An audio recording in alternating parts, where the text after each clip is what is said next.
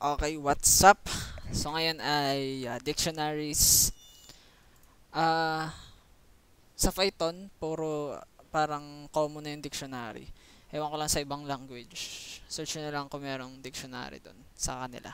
Ganito yung style ng dictionary pag sa Python. So, wari ay dictionary.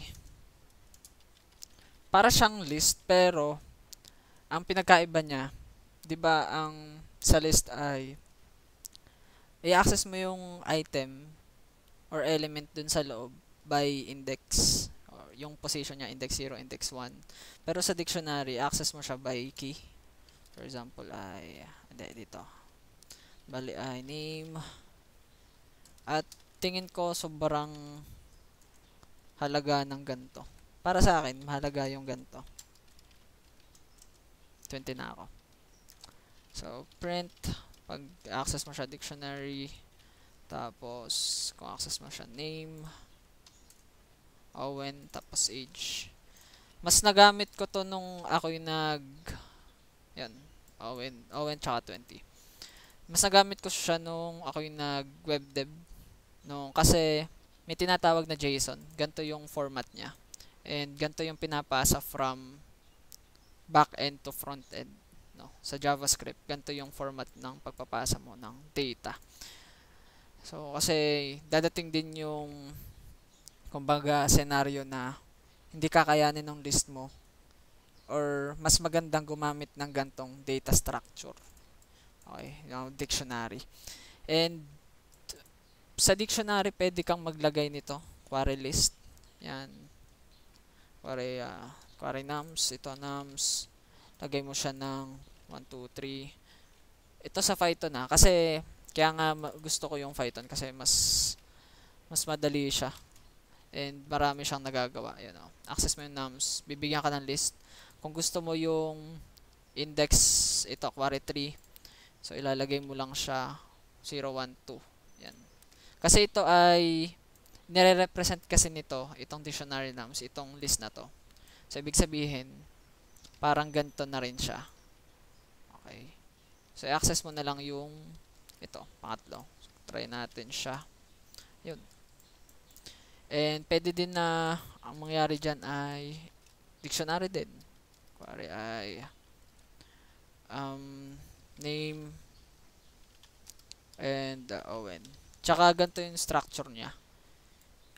Yung key niya, tapos colon, tapos yung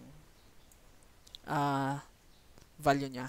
So, kung gusto mong i-access tong Owen, so nums, tapos ito name. Yan. And sa list, pare ay list, kung gagamit man kayo ng list, sabi ko nga kahit anong mailagay nyo dito na object or element. So, pwede rin maglagay kayo dito ng name. Yan, pwede, ito yung parang magandang use case dito. Owen, tapos age. Parang yung huli din na ginawa ko. Tapos, isa pa uli na dictionary. Copy lang natin to. Name, Patrick,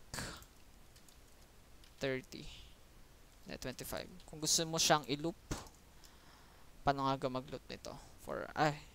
So, ang ginamit ko naman ay list. So, i-access ko siya by for items. Pwede. Items in list. Try natin siyang i-print. Print muna yung items. Ibig sabihin, piprint niya yung mga item dito sa list. So, ito, unang piprint niya. Tapos ito. So, try natin. So, yun. Pinrint niya yung una kong item dito. Tapos yung pangalawa. Kung gusto mo yung name lang. So, dahil nga itong items na to nire-represent niya yung elements dito, pwede mo siyang ilagay dito. So, name. Ayan, name lang. Pwede. Tapos, Owen Patrick lang. In case naman na, wait lang. Pwede mo kasing wait lang, may iniisip ako eh. Kasi pwede kang mag for loop dito sa mismong dictionary. Wait lang. Search natin sa Python. Python dictionary. Hindi ko lang siya matandaan kasi alam kong na nalulup mo yung laman ng dictionary eh. Ay, okay, okay, okay. So, ang mangyayari lang pala dito, kuwari ito, tanda ko na, dictionary, ang mangyayari lang ay, ma-access mo yung lahat ng item tsaka keys. Age, tapos 29. Try nating access muna to. Titingnan ko lang kung anong mangyayari. Maganda yung nagko-code kayo ng ganito para pag may mga question kayo. Okay, name Owen is not defined. Okay, so dapat string to. Okay, name age. Ang na-print niya itong keys. Kung dot values yata yun. Dot values. Hindi ko sure. Okay, walang ganon. Wala din ganon. Paano yun? Wait. Ito, loop dictionaries. Tingnan natin. Okay, so dito yata yun. Text.values. Yan. Yan. Ang mapiprint mo ay itong values niya. 29. Tapos, kung keys. Yan. Okay lang naman mag-search pag mga ganun. Items. Parang key values. Parang pag ganito naman ay pareho yata to. Okay, walang ganon. Tignan natin. That keys. Okay, that items naman pag ganon. That items. Tapos ma-access mo siya separately.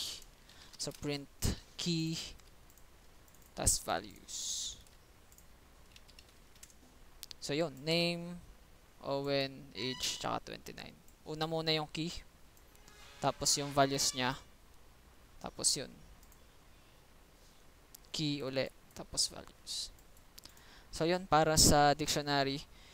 Magagamit mo siya pag naisip mong may mga case kasi na kailangan mo parang mas magandang gumamit ng dictionary kaysa sa array. So yun.